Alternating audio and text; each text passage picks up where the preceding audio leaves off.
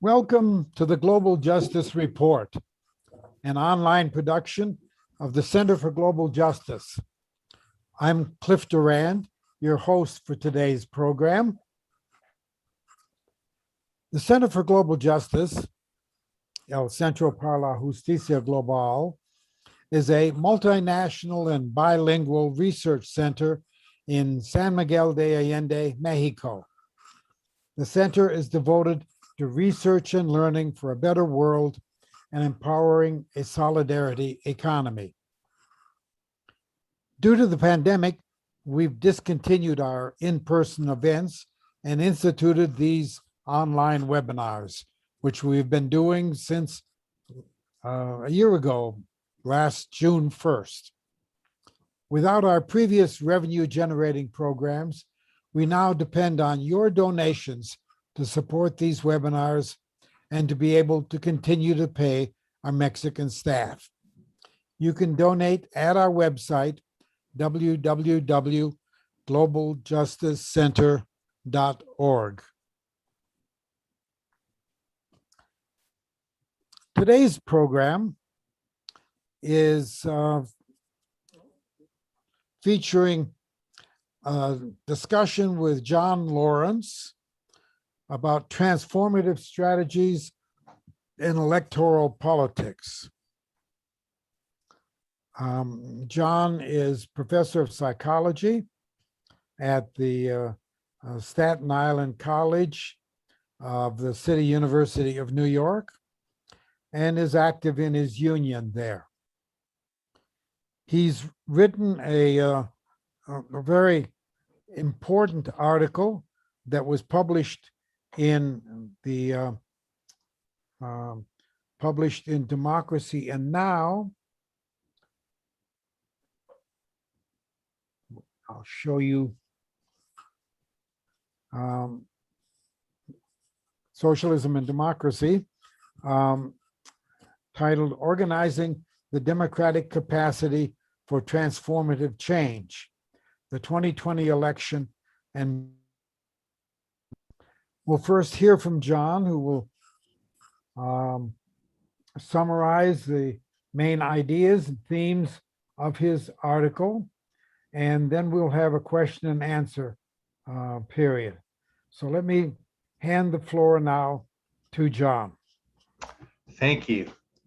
I'd like to start with a quote from Samir Amin, who summarizes the challenge of organizing on the left. He writes, this twin reality, capitalist exploitation of everybody, and the diverse forms and violence of this exploitation is a challenge for the left, which cannot ignore, quote, the contradictions among the people, end quote, and yet cannot give up on moving towards a convergence of objectives. This in turn implies a diversity in forms of organizations and actions by the new generalized proletariat. The ideology of quote unquote a movement ignores these challenges. Moving to the offensive requires an inevitable reconstruction of a center able to think about the unity of strategic objectives. So basically, he is pointing out that the necessity to have a essentially a party, in which oppressed groups from multiple backgrounds and histories and different factions of the working class can come together and organize and have a common goals and objectives and a common strategy. And I'm going to talk today about possibly how we can organize in the context of the United States political system. So the Sanders campaign was quite exciting, and it did some historically unprecedented things. Traditionally, in the United States, money buys politics. So in over 90% of congressional elections, the candidate that gets the most money wins. And the same, it goes in up and down the different levels of the electoral system. So one way the capitalist class, or the main way the capitalist class controls the political system, is through access to money. And basically candidates have to have a lot of cash to run. And so they're constantly stuck in this process of dialing for dollars. And a super exciting thing that Sanders campaign did was he raised millions of dollars from small dollar donations and was able to escape being dependent on corporate cash and the cash of the very wealthy. So he organized a grassroots campaign, which with no support from the elites, and almost came in, almost won in 2016 the Democratic primary, and was very competitive in 2020.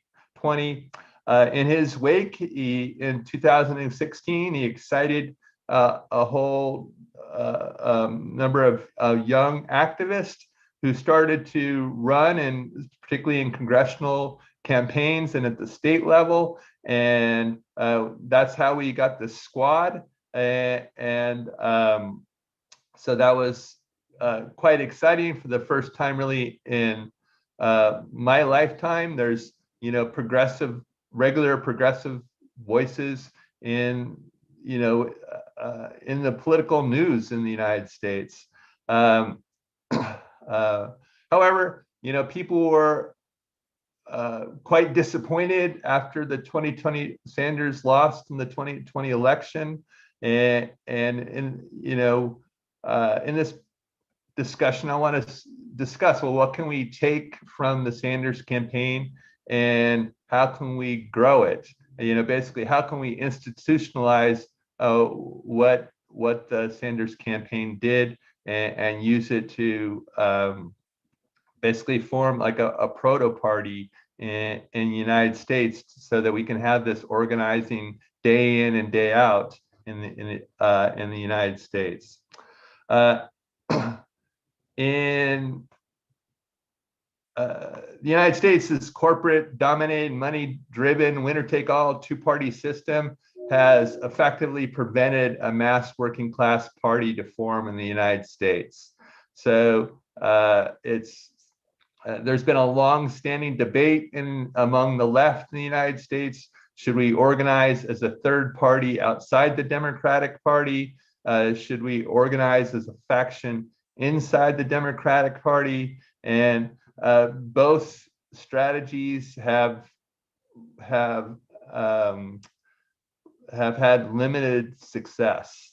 In a provocative essay published in the Jacobin entitled Blueprint for a New Party, Seth Ackerman laid out a strategy for breaking the two-party handcuff and building a mass working class party in the United States.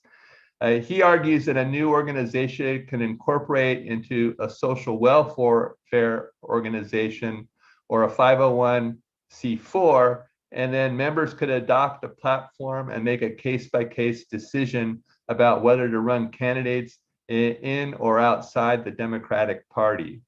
I think this is a great idea, and basically, I wanted to think, in writing this paper, I was basically thinking, well, how can we apply this idea in the context of the aftermath? Or I wrote this paper during the Sanders campaign, but following it, what can we do? And I proposed that what we could organize is what I called a working Democratic caucus, or basically an independent proto-party that works inside the Democratic Party, but organizes as independently from the rest of the Democratic Party. And we already have organizations doing something similar that such as the Democratic Socialist of America, Our Revolution, Justice Democrats, Working Family Parties, all these organizations have followed in Bernie's footsteps and have run some candidates in the context of the Democratic Party. I think this strategy appeals to working people in that it evades the possibility of a spoiler effect of a third party, and that it allows the candidates to, basically in facing the corporate class is organized in the Democratic Party as corporate Democrats, and then the Republican Party. And using this strategy, we could take one wing of the corporate class on at a time. So in the primaries, take on the corporate Democrats, and then in a regular election, take on Republicans. So it makes it possible to win elections without empowering what looks like the Trump Republican Party, which basically has proto-fascist elements to it now. What are some lessons that we can learn from the Sanders campaign? Well, I had mentioned the raising money from small donors. So in 2016, Sanders raised $220 million from 7 million donors. And in the 2020 campaign, he raised $210 million. So this is at the scale that starts to make us make small donations competitive to really compete in elections.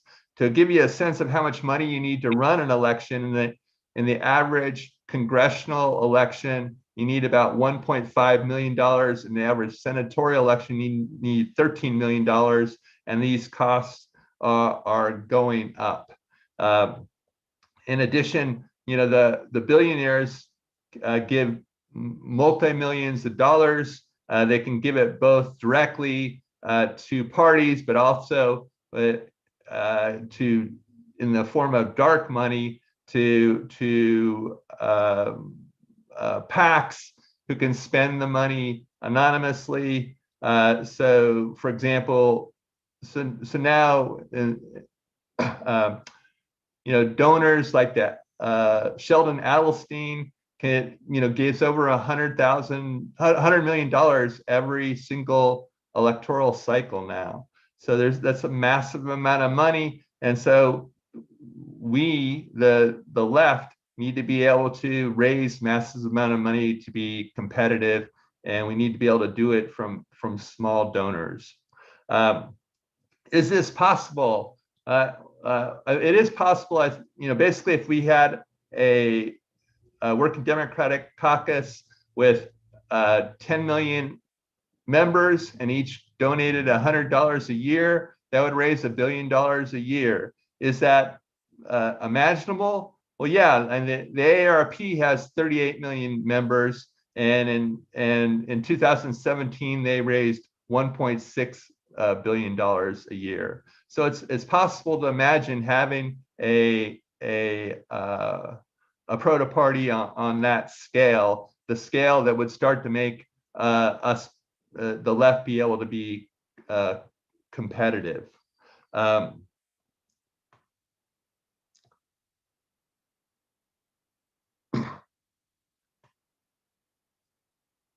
So, in addition to raising money like this, another great thing the Sanders campaign did was organize volunteers. There was several million volunteers that they were able to organize and plug into their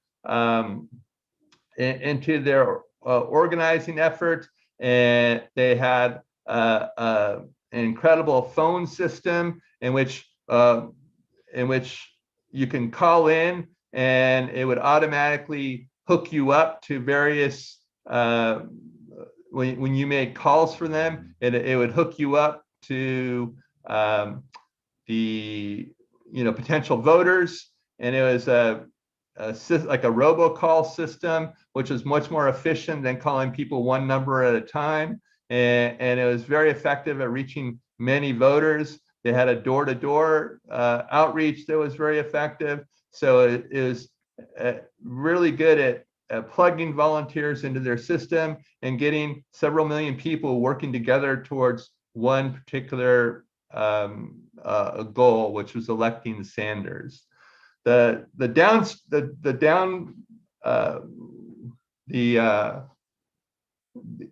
problem with the Sanders campaign is we did not unite all the progressive movement behind Sanders. So a lot of people voted for Warren, and even at the end of the campaign, when it became obvious that Warren could not win the election, you know, that Warren never endorsed Sanders. So there was no mechanism for the progressives to come together. And so part of our defeat was, you know, remaining fractured. In addition, many people who had the sentiment or wanted to vote for Sanders just did not think he could win. That they didn't think he could basically overcome the power of capital. So if you remember, when it looked like he could win, in particular after he won the the Nevada primary, you know, Bloomberg dumped $500 million into the campaign and really swayed the campaign. And all of a sudden, all of the corporate media started to come out anti-Sanders. So there was like a huge reaction from the capitalist class, from both the Democratic and Republican wing that attacked Sanders. And I think a lot of people viewed this and wondered if there was enough working class unity to elect Sanders, and they were too afraid to elect a non-winnable candidate against Trump. So another thing that you know, having a Democratic working caucus would do, if we had an institutionalized left party in which people saw working day in and day out and organizing in an effective manner, they'd have a lot more faith that we can win big elections. And so it would engender faith in working class power.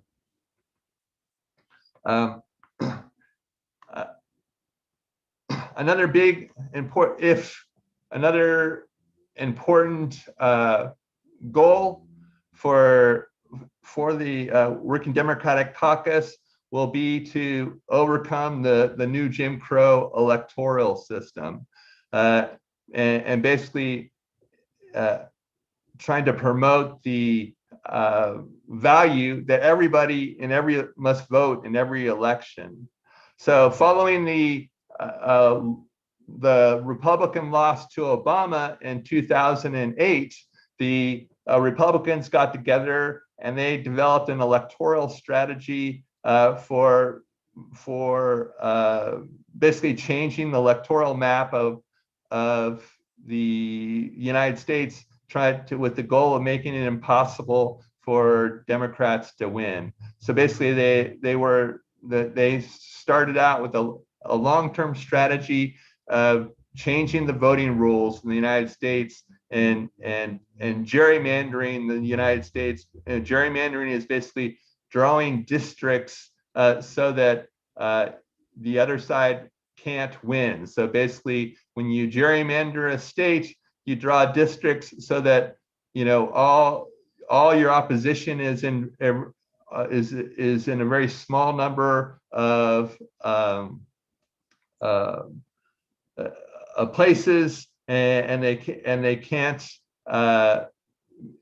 There's no way for them to get an electoral majority in either the state Senate or in Congress. So this plan was developed by Karl Rove and friends, and it was called red mapping. And their plan was to basically win the 2010 election at the state level, which was win 2010 was a census year, so a map drawing would happen the following year. And with a huge influx of dark money, they had one of the most successful elections ever following the election of Obama. This was aided by the fact that Obama did little to bail out the working class after the 2008 collapse. And the Republicans succeeded in gerrymandering many Republican states, so it was impossible for Democrats to win for the next decade. And right now, the Republicans are attacking voting rights, and we need basically changing laws and incorporating voter suppression laws, making it not only very difficult for Democrats to win, making it hard for people to vote, such as changing voter ID laws, limiting polling times, limiting mail-in voting, limiting ability to register. But they're also putting in laws in which the legislator will be in charge of essentially declaring elections valid or not, which totally undermines democracy. So a key goal of another thing that a Democratic Working Caucus could do would be to have a left strategy for fighting for voting rights across the United States. Right now, we're doing it haphazardly, and we're losing. Something exciting about the potential of having a Democratic Working Caucus is that if the working class and marginalized groups vote in the United States, we're very likely to win. So in one study, I read basically unmarried women, millennials, that is people ages 18 to 34, African Americans, Latinos, and other peoples of color represent almost 60% of eligible voting population.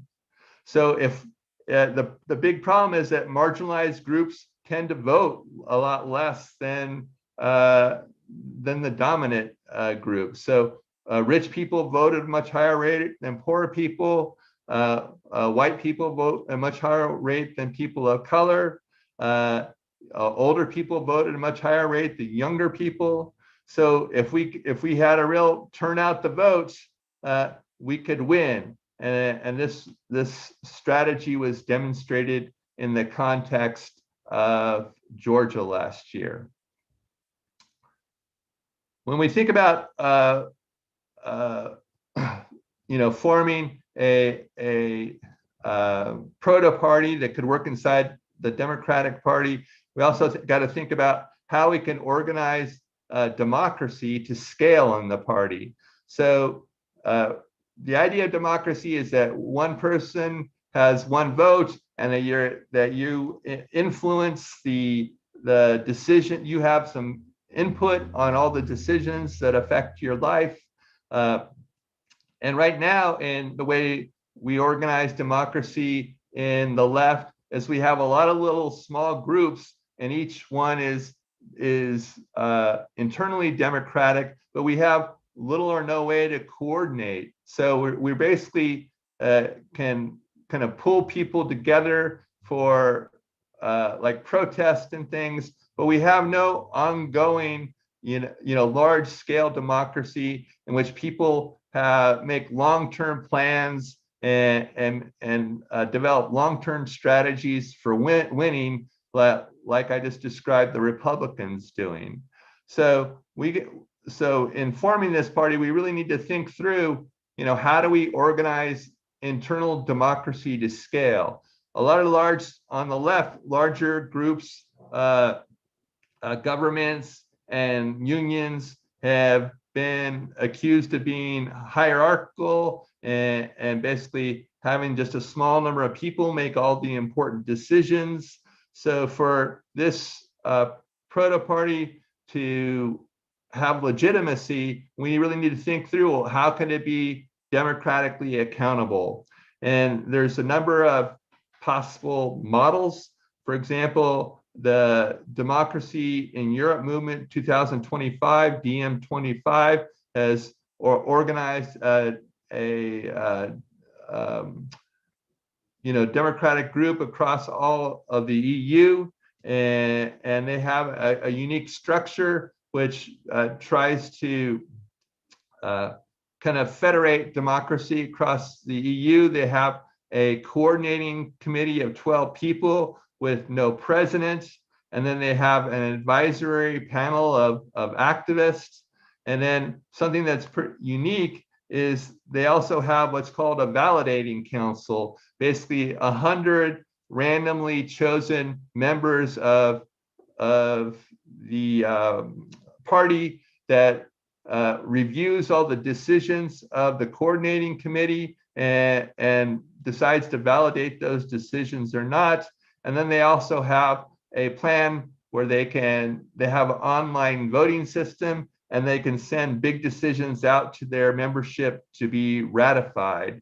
So, having a system in which you're constantly going to your membership to ratify important democratic decisions could be for a large group, could be a big advance in democratic practice. And as we think forward, as far as for a socialist economy, we have to start thinking about, well, how do you have big production facilities? How would you make things like corporations democratic, and modeling a democracy in a big proto party could really empower the working class to be able to think self-consciously about how they make decisions and apply those decisions. And if those decisions are reached democratically, people will see them as valid, and that will inspire discipline and belief in the decisions that are made. The last thing that would really be important for such a party, for a proto party, is to have an exciting platform that would excite people, kind of like the Bernie Sanders platform, but in a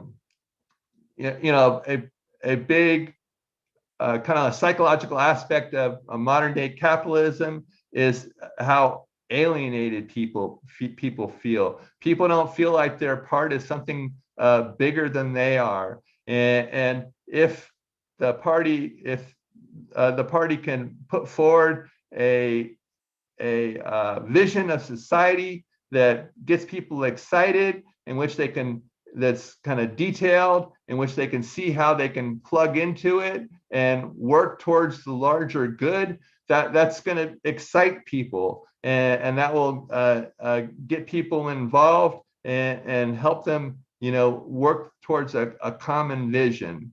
And so in creating a people's platform right now, obviously the most important thing that's humanity is facing right now is the threat of global warming.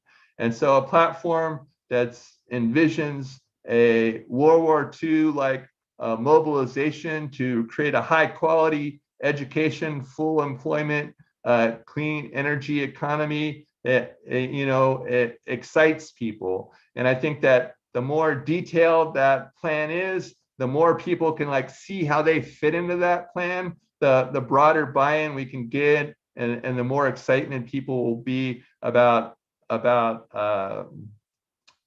joining the Working Democratic Caucus. So there's many groups that have articulated some aspects of a Green New Deal. One particular detailed version of that has been put out by economist Robert Pollin and his colleagues at the Political Economy Research Institute at the University of Massachusetts Amherst. And they've detailed an industrial policy that builds a full employment green economy. Just to like touch on some of the main aspects. First, they argue that we need to create a strong research infrastructure to drive technological development for the new economy. So ironically, that this could even be modeled off military Keynesianism. So the military has, sponsored huge amounts of research, and they're responsible for the development of things such as the internet. And many of the things that need to be developed are long-term. That such as the internet, it took like 25 or 30 years to develop, and that these kind of long-term investments don't happen in the capitalist private sector. So by having a robust research infrastructure in which we're dedicated to the technological development of all the different things that we need in a new economy, would excite people. It makes like the goal real. Second, to encourage long-term investment in clean energy economy, industrial policy will need to guarantee markets for clean energies. This could be done in a number of ways. One, the federal government can be dedicated to buying only clean energy vehicles, and creating clean energy buildings, and then also that they can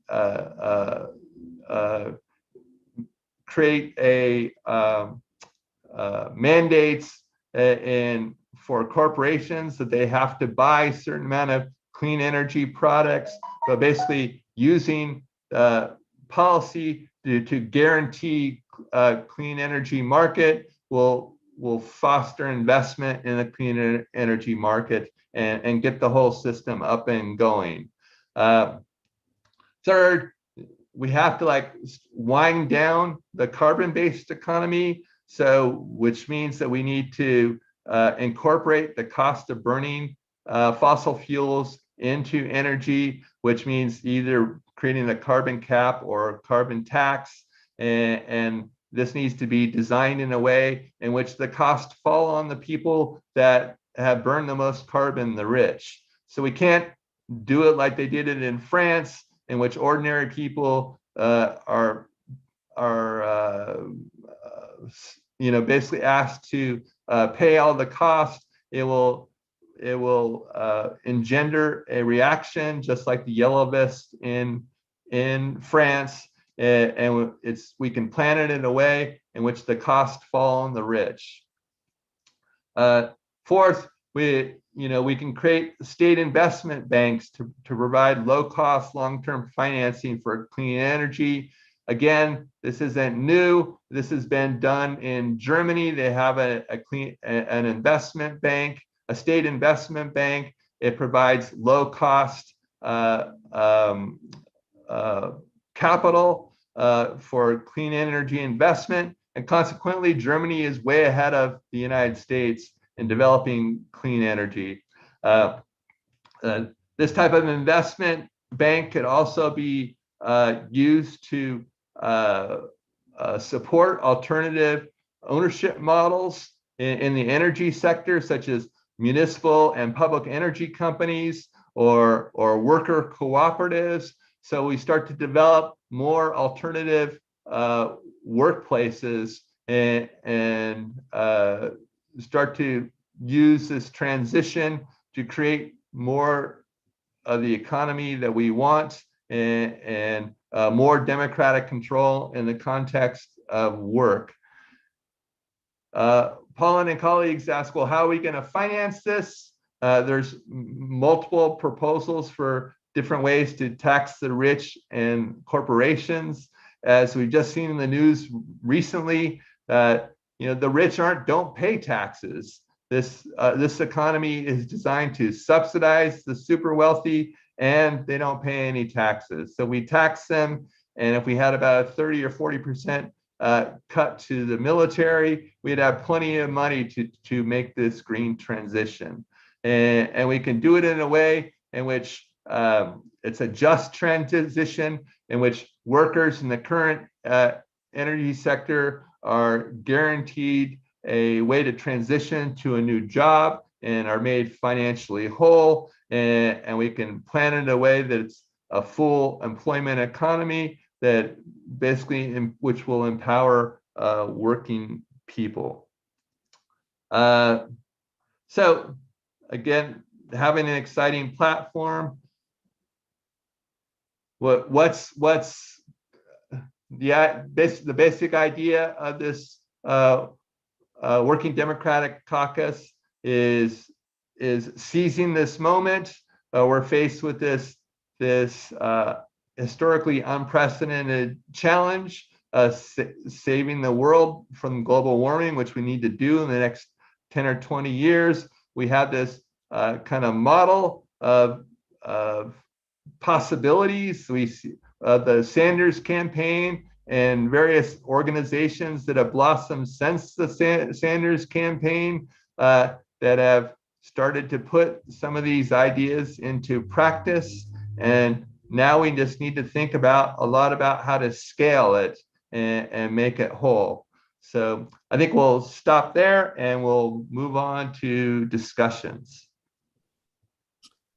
Okay, John. Well, thank you. If any of you would like to receive a copy of John's article that he's been speaking from, you can write to him at johnlawrence@yahoo.com. It's John W. Lawrence at yahoo.com. Oh, okay. John W. Lawrence at yahoo.com. Thank you. I missed the middle initial. All right. I'm sure you'd be happy to send a copy to people.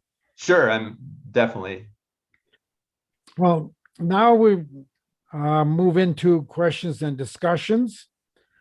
Many are watching this on YouTube, and you don't have any way of presenting your questions directly, but you can send your question or comment to me, and I will pass it on to John. So send an email to global.justice.cliff@gmail.com. We're also happy to receive your suggestions for future webinars. If you are with us in this Zoom room, you can present your question directly. And so let me put people on gallery view so I can see everyone. And if folks will turn on their cameras so we can see you, and you have a question, just wave at me and I'll call on you.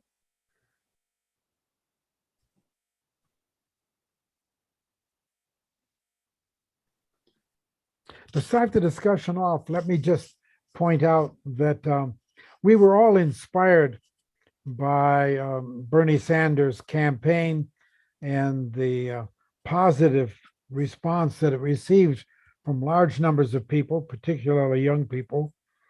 And basically, what you're calling for, John, is to scale that up and to institutionalize it so that it can be more successful in the future. But one of the interesting points that the late Leo Panich made about the Sanders campaign is that if Bernie had won, it would have been a disaster for the left because we were not prepared to govern. That the capacity to actually govern requires so much more than just winning campaigns. Um, so let me present that to you, John, as a kind of challenge. What would it take to more than just win elections, whether at a district or a state level, but a national election? More than that, what would need to be done in order to be able to actually avoid the disaster of having a ungovernable victory? Yes. Well, I think that Leo is likely right, and I think that's probably the reason why Sanders lost. I think a lot of people reached that conclusion that that the left wasn't strong enough to really govern. And so if Sanders would have won the primary, there would have been a uniting of the capitalist class against him. And, we would need to be organized well enough to withstand that barrage. So what this proposal says is that we need to institutionalize our organizing. So, and in doing that, that creates the capacity potentially to be able to govern in the future. So, on the largest scale, we need tens of millions, if not 100 millions of people who can, see through propaganda, who are organized and are able to respond in a timely way to the inevitable attacks that would happen. And then in the context of developing a party and developing strong institutional norms for decision making and developing, expertise in various areas. When it came to, let's say, Sanders developing a cabinet, let's say he won, that he would have, a cadre of people that were well trained and ready to go, ready to govern.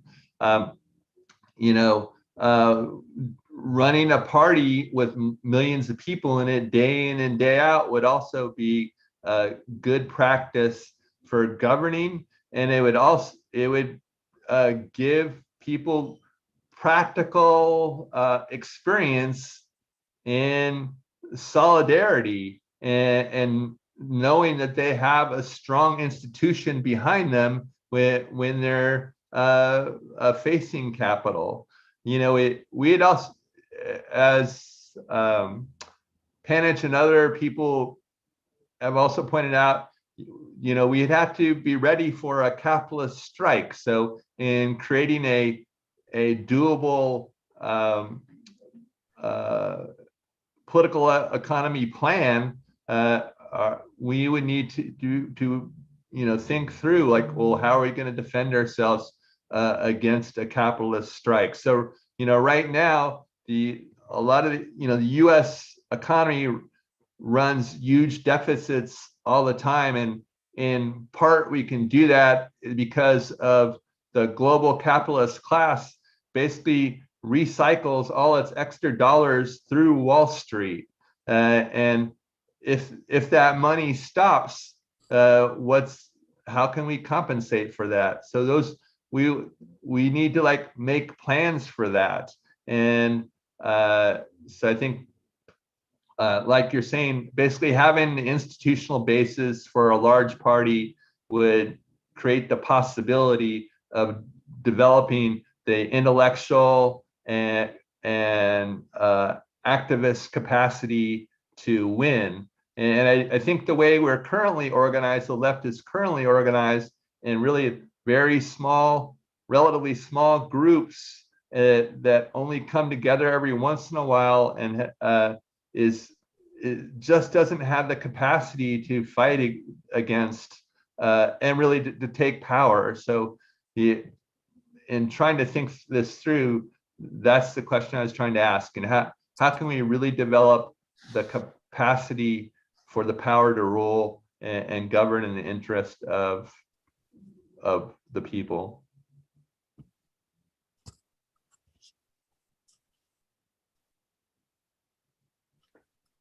Are there questions or comments?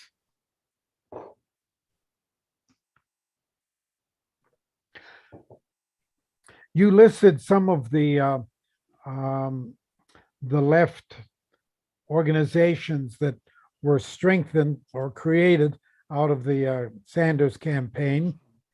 And one of them that you mentioned is DSA, Democratic Socialists of America, which is the largest left organization in the country. It's I've seen various figures on the current numbers, but I think it's around 100,000 members, Right. which is really impressive. So why not start there rather than creating something new? That I mean, that's a possibility. I don't know a lot about the internal politics of DSA. Just um, uh, based on what I've observed here in New York City, you know, I think it's right now, it seems to me that it's very important for DSA to follow its,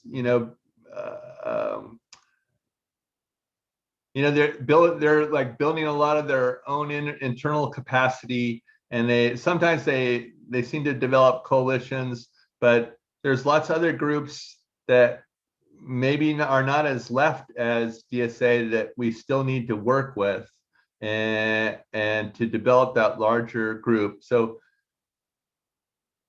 it's hard for me to comment on this because I don't know a lot about the DSA internal structure, but it seems to me that right now that we have these factions, and the DSA is kind of one faction.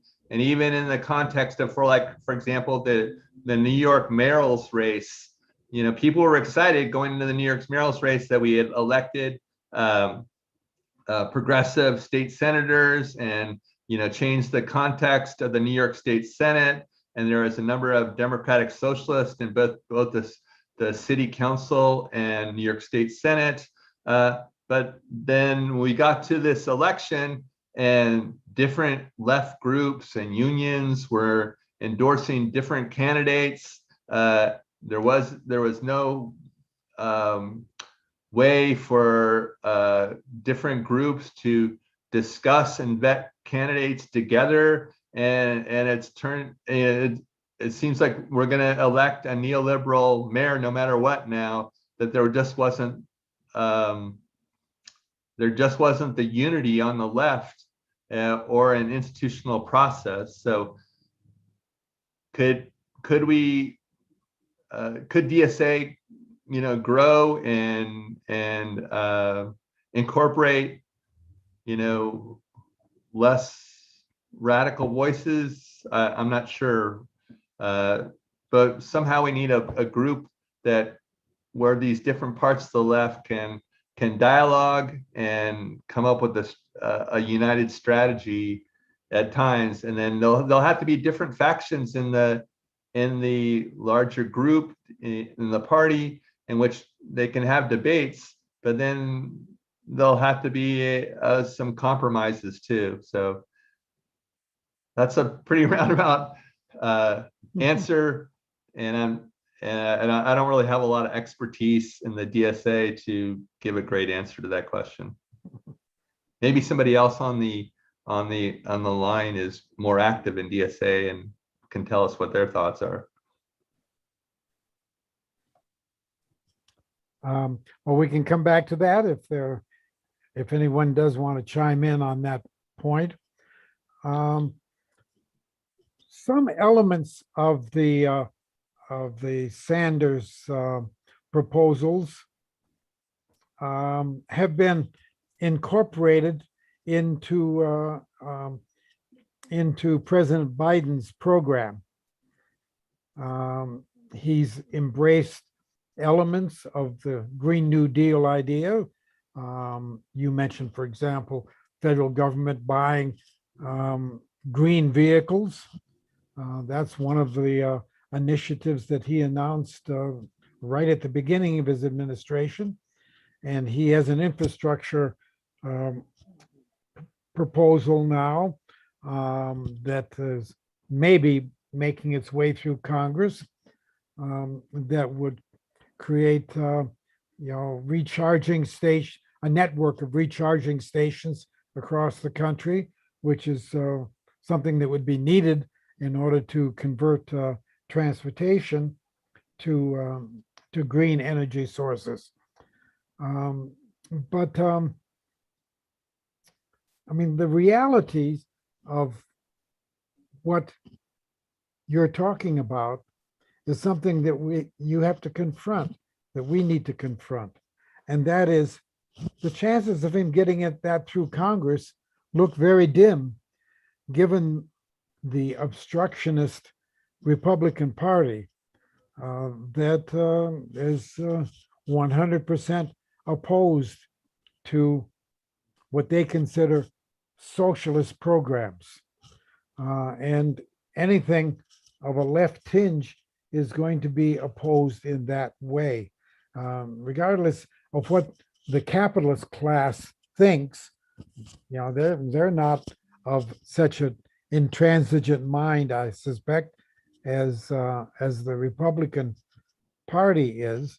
But how can you make any headway given the existing two-party political system? Even if you were to succeed, the left, were to succeed in basically taking over the Democratic Party. And that's the zillion-dollar question. And currently, yeah, I've been quite worried about the stuck point and Joe Manchin's refusal to do anything about the filibuster. I'm very concerned that, in particular, if we don't get voting reform in the next year, that the United States could be losing its democracy for several decades at such a crucial time when we need to act on climate change. So I think I would like to see a huge grassroots outpouring right now. I wish there was like last summer where there were so many people in the street, the Black Lives Matter movement. I hope that there's a lot of activism this summer about voting rights and enacting a real infrastructure plan with Green New Deal elements in it. So it seems to me that right now that we need to go into the streets. That seems to be where we need to go right now. And as far as like the long term, if we were able to have a real Democratic caucus that dominated the Democratic Party, and I think that there'll be a cascade effect that as people get more and more confident in the party, I think a lot more people will join. And if you can really lay out a plan in which working class people could see how they can fit into the economy and see how that's going to help their own personal well-being and their community's well-being. The hope is that you can get a lot of people that are sitting on the fence.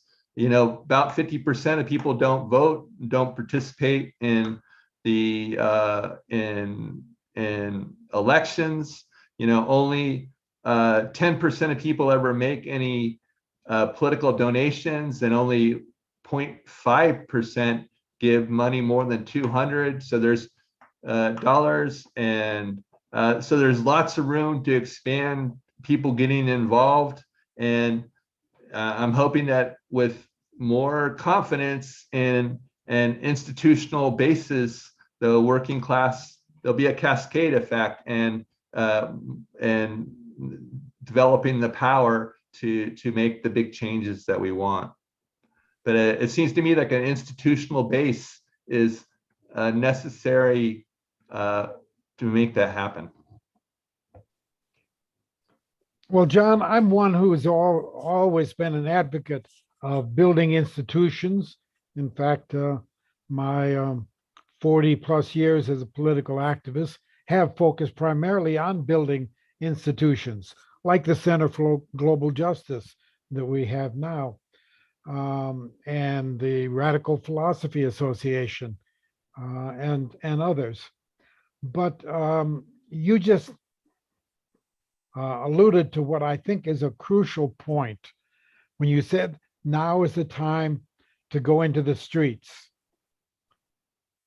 Social movements, I think, have always been more powerful in bringing about change than electoral politics has been. It is social movements that sometimes force those in positions of power to do things that they would not have otherwise done in order to maintain some social stability, in order to maintain social order. This was a point that Martin Luther King understood, with his use of civil disobedience. It wasn't just appealing to the moral conscience of those in power. Civil disobedience created disorder that forced those in power to do something in response.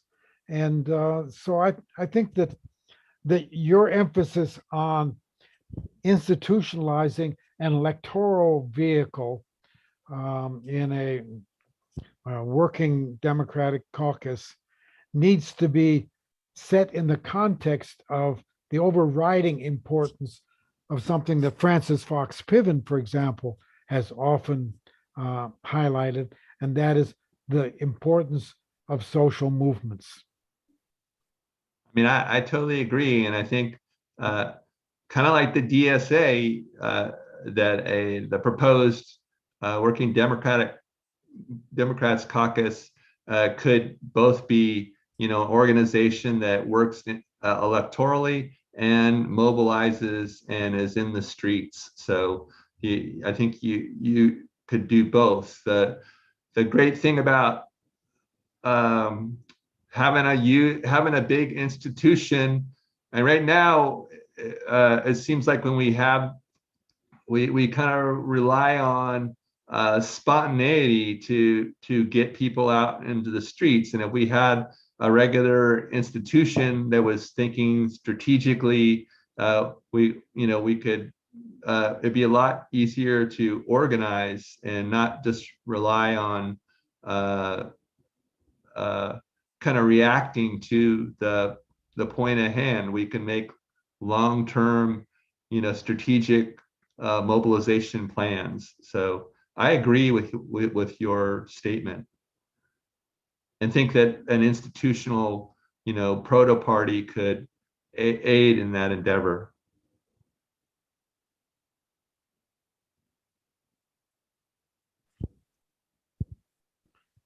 I'm looking for questions from people on YouTube. Let me remind you that if you have a question or comment you would like to bring to our attention, that you need to send an email to global.justice.cliff@gmail.com. And I put question in the subject line so that I can easily spot your question among the many others emails that I get in my inbox.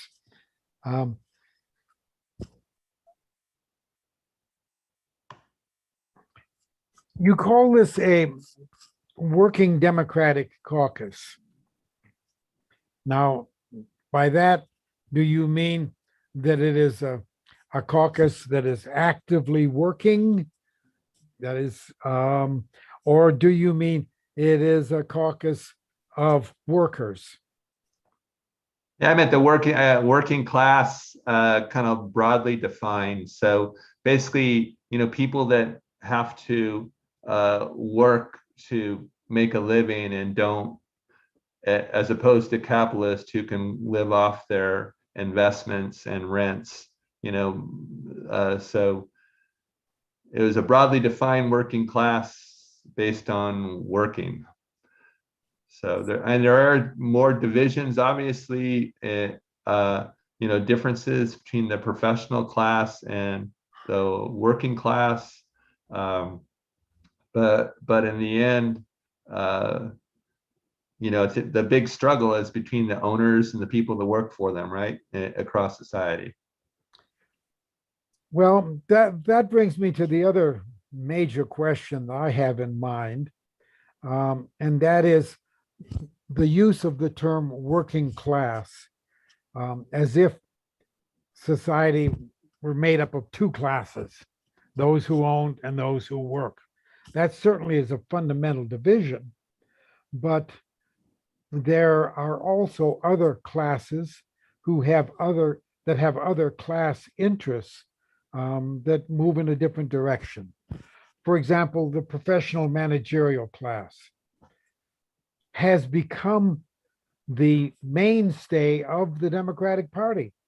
I mean, one of the criticisms that is made of the Democratic Party, in recent years is that it abandoned the traditional working class and has become the party of the professional managerial class. And their political interests have moved the party in the direction of supporting neoliberal policies rather than the New Deal era type policies, that favored the traditional working class.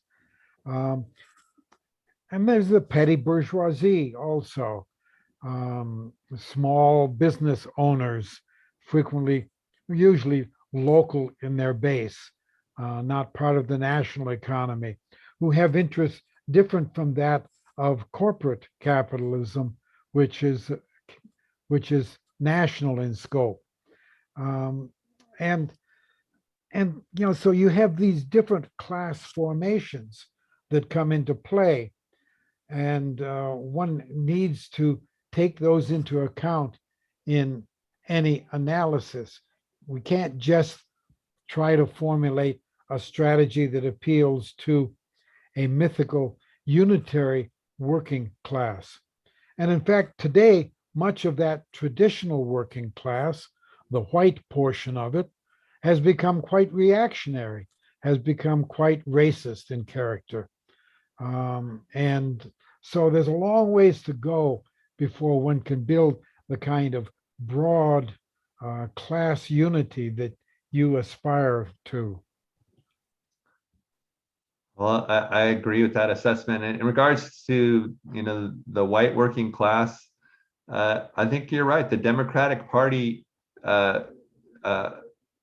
basically made decisions to abandon the working class, and stopped working towards programs that supported the working class.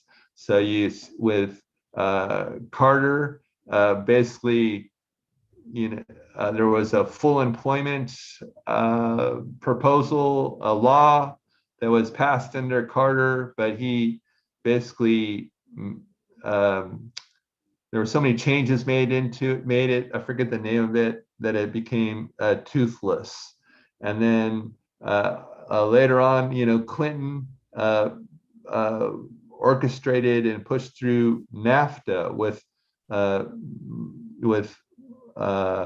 mass protest from the union base of the Democratic Party. So I think that the rise of Trump and the mass the structural changes in states like West Virginia, for example, that used to be a Democratic state, but now is strongly a Republican state, happened because the Democrats abandoned the working class. However, in regards to the professional managerial class, a lot of young people that are getting out of college are finding that there's not that many professional managerial jobs available, and they make from what I haven't read a demographic study of like groups like DSA, but just based on going to protest and things, it seems like they make the base of the party, and I think there's the professional managerial classes in a is in a strange position, which they have some interests that are common with capitalists and a lot of interests that are in common with the working class. And I think we could, create that class unity across those, the working class and professional managerial class by having a strong program that appeals to both of them. I think we can do that in the context of the Green New Deal.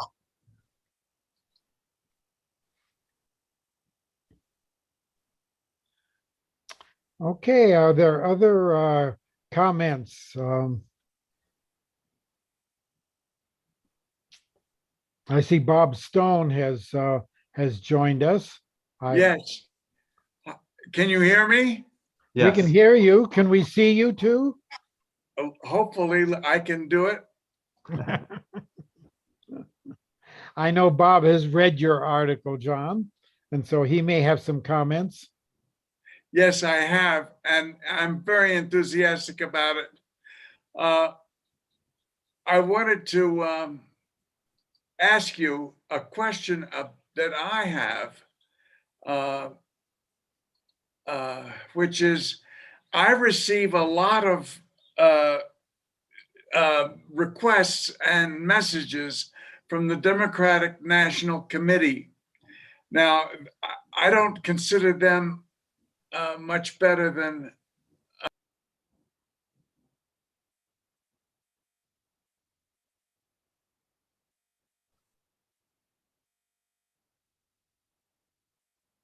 Hello. All of a sudden, I can't hear Bob. Can you guys? I don't know. We may have lost Bob. I don't know. Bob appears to be muted. Bob He's- needs to unmute. how's that? Okay. Good. Okay. Now I can hear you. Yeah, Yes. as you were trying to open your screen, instead you shared screen instead of opening your video. And so we're seeing something else now. Can Well, you, at the top, can you click on close screen share?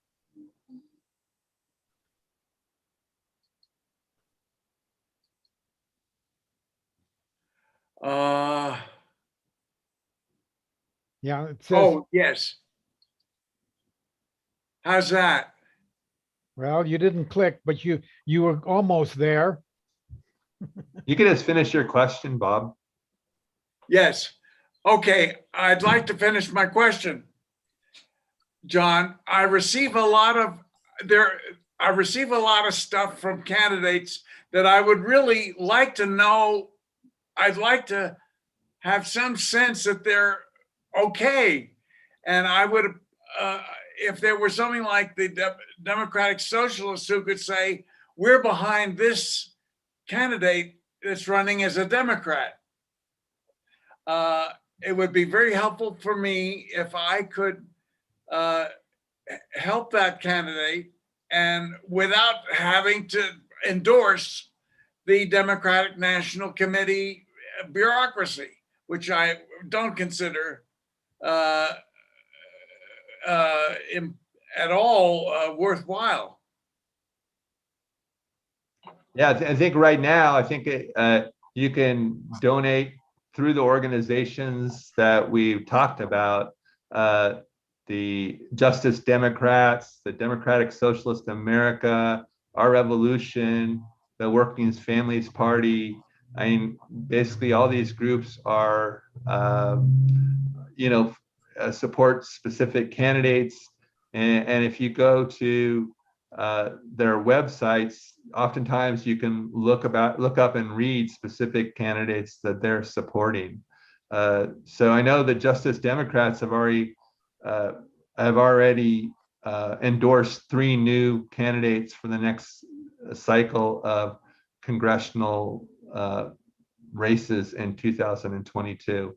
So that's a great way to, you know, start building the base of progressives. That's what I do, and that's what I'd recommend that you do. Well, what we need really is your new caucus in the party that is uh, uh, could be its own party if we didn't get our way. The progressive Democrats are obviously the leading edge of the Democratic Party energy, and I wish it were. I wish we had your precisely the John Lawrence caucus inside the Democratic Party. Yeah, I think that's one function that a working Democrats caucus could serve. Like if it did get big and there was millions of donors, uh, then you know, people can give trusting that the caucus had vetted the candidates and that the candidates Exactly. are aligned with their values. So it would really, I think it would facilitate values-based donations. And, you know, right now, a lot of candidates, progressive candidates, there's a lot of excitement among young people running, and they have to develop their own fundraising strategies, you know, from the by themselves, you know, basically reinventing the wheel all the time. And a caucus could, you know, basically help fund candidates and take that fundraising burden off them, and also develop expertise in and you know share you know in running elections. And basically new candidates could be coached and receive support from the hypothetical working Democrats caucus. So it would develop a synergy, like you're saying, and it would be like a one-stop place to donate. And I think that would facilitate much larger donations that would, you know, Absolutely. make us competitive. Very good thinking. What are the chances that these various groups, the Justice Democrats, the Democratic Socialists, and the like, could get together in a coalition and play that role? Yeah, I don't have an answer to that question. I don't know the internal dynamics of other organizations. Yeah. I need to do more research on that, and I don't really know how much they're coordinating Sure. now. Based on just my observation in New York City, it seems like there's not a lot of coordination. So Yes. I participated on the legislative committee of our union, the Professional Staff Congress, which represents faculty and staff at the City University of New York. And you know, we didn't coordinate with anybody else or have discussions with any other unions and making our endorsements. And so it's just this kind of hodgepodge system of endorsements without any strategic thought. I can perhaps share a little bit of information on that because I've recently become involved in DSA, which is getting ready for its annual conference next month. And within DSA, there is not unity even within that single organization. There are different caucuses. There's a Bread and Roses caucus, there's North Star caucus. I don't even know the names of all of them. And so they can't even get together within the organization. So it's not surprising that different organizations, independent of one another, are not able to unite easily. What has seemed to be most successful in bringing the left together um, is a um, is a very appealing candidate like Bernie Sanders. Exactly. He brought unity where it had not existed for some time. And even then, it was not unanimous. There was the Green Party still, it was still separate, and other grouplets. So your project of trying to bring left forces together into a single strong institution, I think is a long, long project. We're a long ways off from that. But it's in the right direction, isn't it? It's the very right concept. We very much need it. Norma, I see your hand up. Yeah, hi. Got here late, slept through the beginning, but I think I get it. I posted a comment. Probably you had a chance to read it. So-called left and socialist people have great difficulty expressing their position, even among comrades. They can't say I'm working to build the struggle for socialism. They can't quite clarify that together and say I'm socialist and you're socialist and we are socialist and talk about what that means, you know, like housing for everybody and healthcare for everybody, all the basics. DSA has taken on the project, at least here at the East Bay, and I think throughout the organization. This is Berkeley, the East Bay organization, has taken on the work of trying to get healthcare for all. And I know one of those is in California, healthcare for all, and even the governor is for that.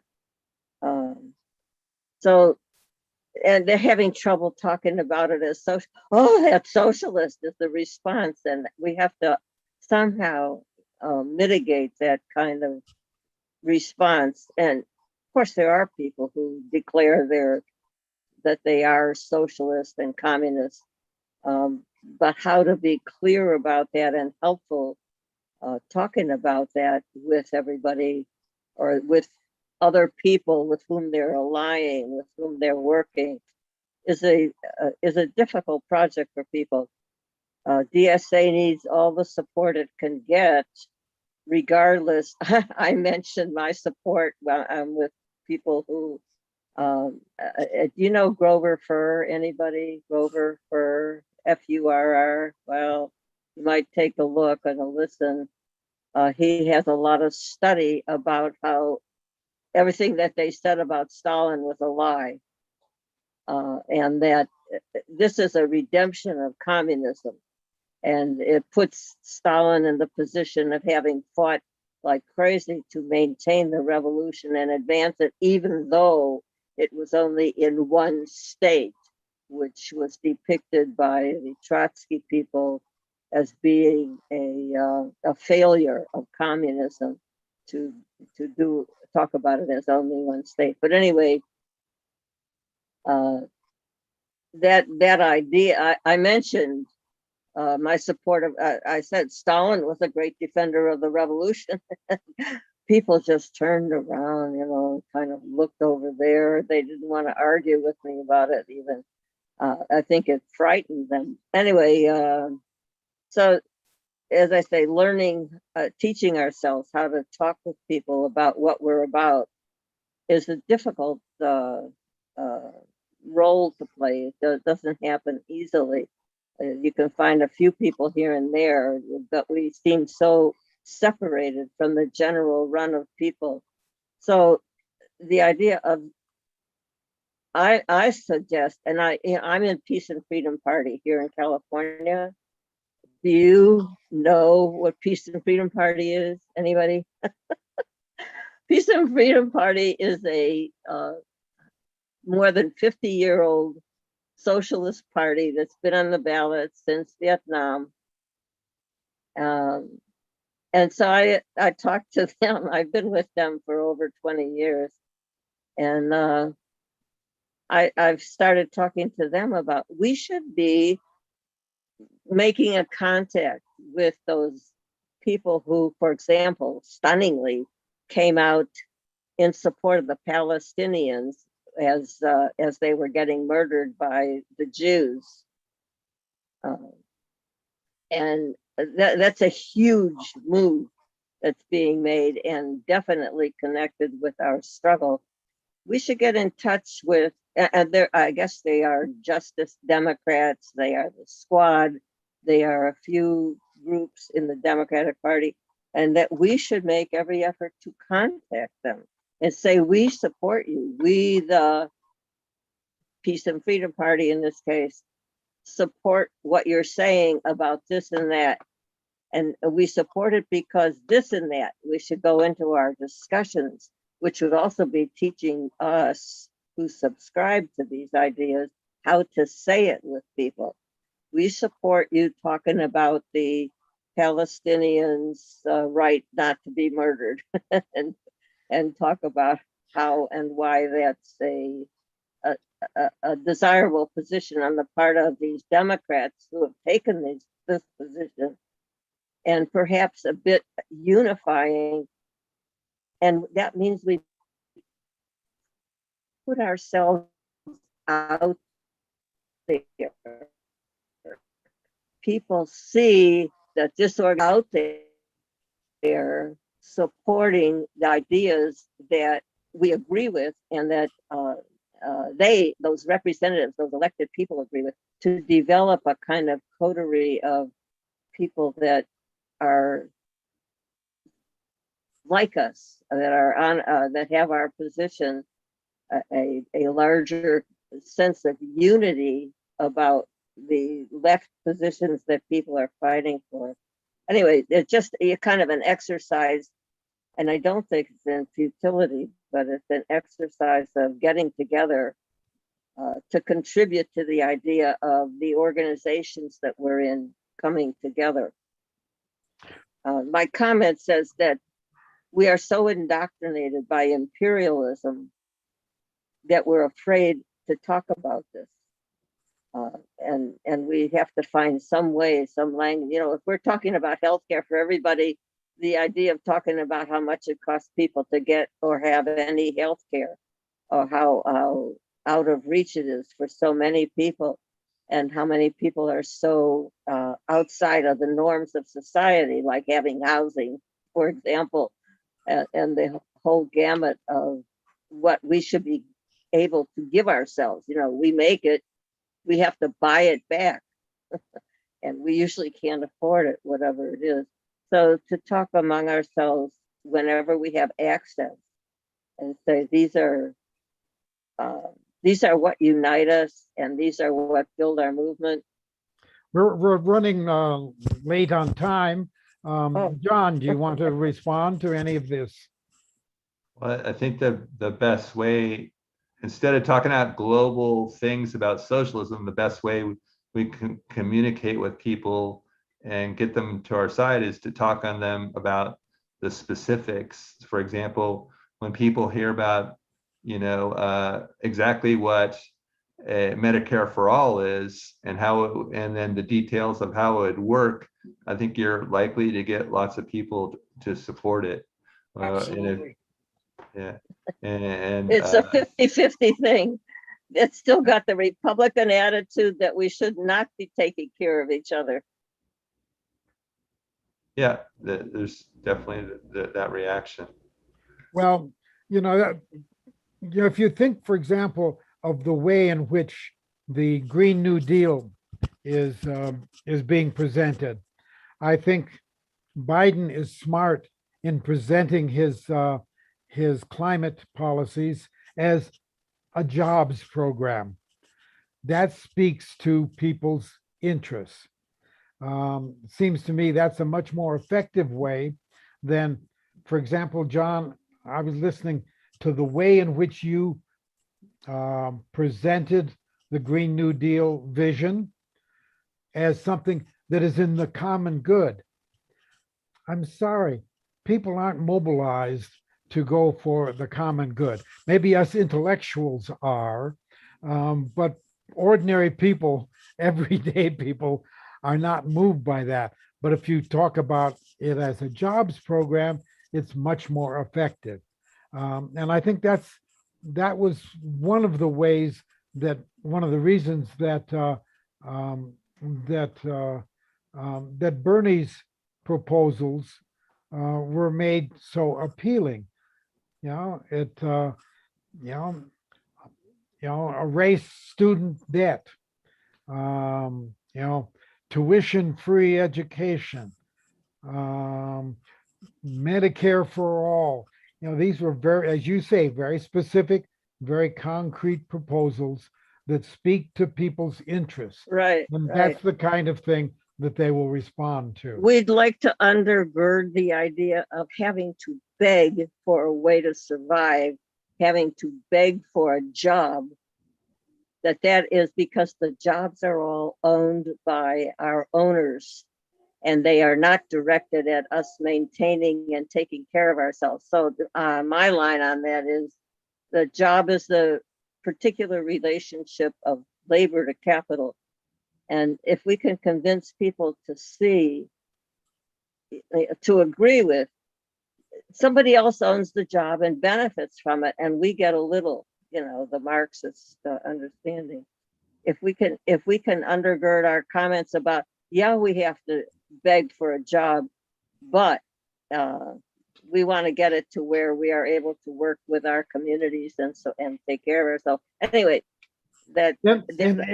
in that vein, one of the slogans of the cooperative movement is "Own your own job."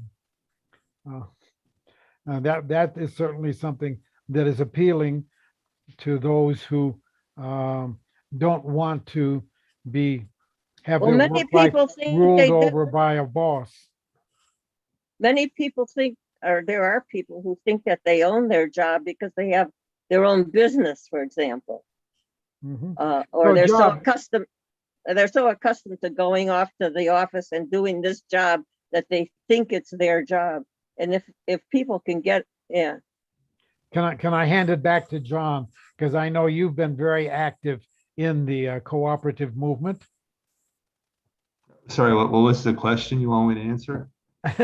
I was just speaking to the way in which the cooperative movement can present itself in ways that are very appealing to people's interests. Rather than working for the man, you can own your own job as part of a collective. Yeah, I mean, I think that's a big appeal of worker cooperatives. Is that people have control over their own work, and a fundamental criticism of capitalism is that people have to rent themselves in order to what was called commonly wage slavery in the last century, or in the 19th century. And that, the idea of worker cooperatives is that people have democratic control over their work is, like you're saying, really appealing to people.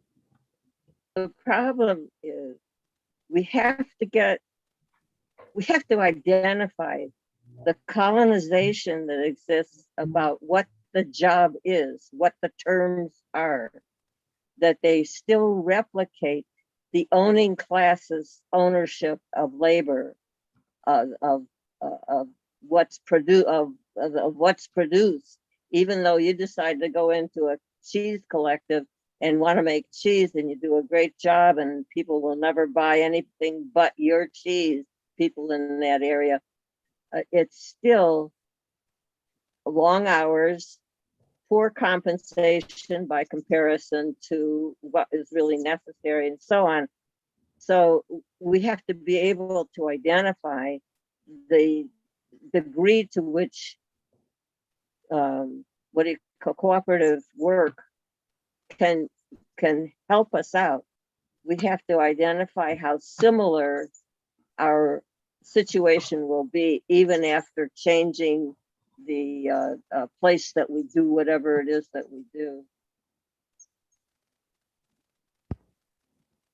Okay, John, we need to close out here. Do you have any final closing words? Well, I just want to thank you all and thanks for hosting me. And I hope that, as the activists left, we need to put a lot of thought into how to build institutions in which we can unify and develop a culture, a democratic culture in which we can work through our differences and then face the capitalist class with a unified front. Very And good. and I might also add the closing words in your article where you say Trump personifies the insanity of 21st century capitalism. The system is recklessly creating and denying climate catastrophe and escalating the likelihood of nuclear war. The imperative for action is clear. This is the time to organize working class democracy to scale. Here, Thank here, absolutely. Well, then, thank you, John, for your presentation and for your article. And again, if anyone would like to read the whole article, John would be happy to send it to you. His email address is johnwlawrence@yahoo.com. Right. It's JOHNWLAWRENCE@yahoo.com. Oh, Okay. I want to put out there one thing. Yesterday, there was a note. This Helen Yaffe has written a book about Che's work to build the struggle in Cuba. It's a Mhm. very expensive book, but the idea of it being technologically valuable for thinking about how, when they say, well, how are you going to do it? Well, these are some answers. Well, Helen Yaffe was on one of our earlier webinars where she was talking about her more recent book, which is an excellent summary of the development of the Cuban Revolution to date. So I refer you to that if you would like to see her work further. Today's webinar, as well as that and other past web programs, are available on YouTube and accessible from our website, www.globaljustice.org. And now let me invite you next Monday to join us for a talk by Cynthia Kaufman, who is a philosopher and climate activist. She will be talking on challenging power. The sea is rising, and so are we. The struggle for climate justice in a sustainable world. As she says, we are at a moment in history where we must choose between the survival of Exxon or the survival of humanity. So next Monday, please join us for what I'm sure will be a challenging discussion. Finally, thanks to our webinar team, Liz Mestris, Gregory Diamond, Roberto Robles, Olivia Canales, Bob Stone, and yours truly. And now this is Cliff Durand signing off until next Monday. Thank you. Thank you, John. Thank you, Cliff.